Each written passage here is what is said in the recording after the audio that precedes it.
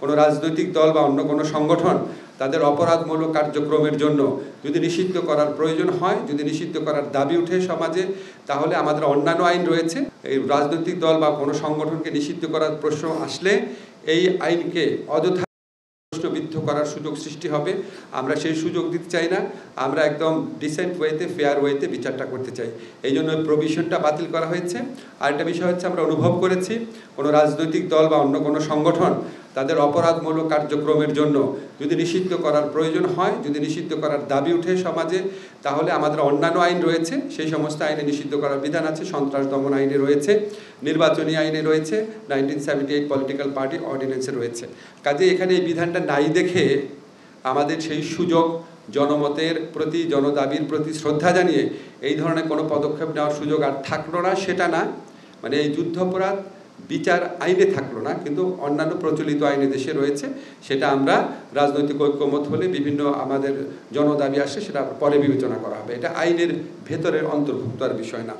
এই নিয়ে কতগুলো আমি ডিটেইল বলবো না, কতগুলো খুব গুরুত্বপূর্ণ পরিবর্তন এসেছে সেটা আপনাদের বলি। আমরা যেমন ক্রাইম এগেনস্ট হিউম্যানিটি, এটা ডেফিনেশন, জেনোসাইডের ডেফিনেশন, এটা আমরা রোম স্ট্যাটিউট অবলম্বনে করেছি। যে রোম স্ট্যাটিউটে বাংলাদেশ পক্ষরাষ্ট্র হয়েছে সেটা অবলম্বনে করেছি। একদম আন্তর্জাতিক স্ট্যান্ডার্ড বজায় রেখে আমরা ডিফাইন করেছি। তারপরে হচ্ছে এই আইনে আপনার আরেকটা খুব গুরুত্বপূর্ণ বিধান হচ্ছে, এই আইনে যারা অভিযুক্ত পক্ষ আছে তাদেরকে প্রসিকিউশনের সমান সুযোগ দেওয়া হয়েছে।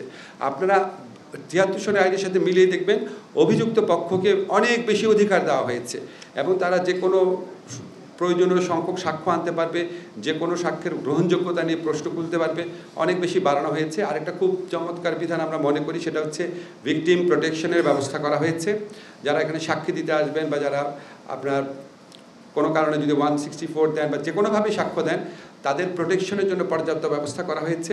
এই আইনে যারা ক্ষতিগ্রস্ত হয়েছেন তাদেরকে কম্পেনসেশন দেওয়ার বিধান করা হয়েছে।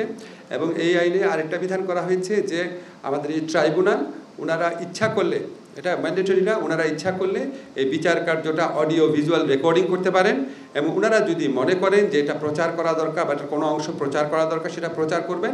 কিন্তু এখানে যে পক্ষগুলো আছে তাদের যে ডিগনিটি, তাদের যে প্রাইভেসি, তাদের যে অধিকার, সেটার দিকে নজর রেখে এটা করা হবে। এই ছিল মোটামুটি বিধান। আর এখানে আপনার আমরা ডেফিনেশনটা খুব ক্লিয়ার করেছি। যেমন আপনার 3 ধরনের প্রতিষ্ঠানের, 3 ধরনের বাহিনীর কে বিচারের আওতায় আনার বিধান করা হয়েছে।